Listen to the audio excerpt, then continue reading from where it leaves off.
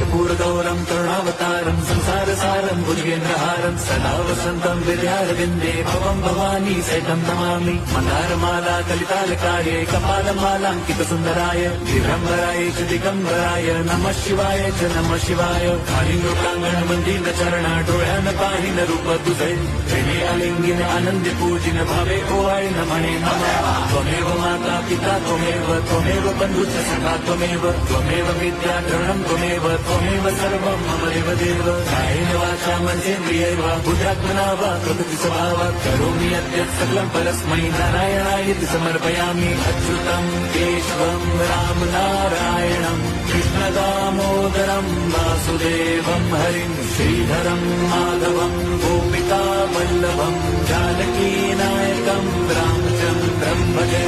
Hare Ram Ram Ram Hare Hare, Hare Krishna Hare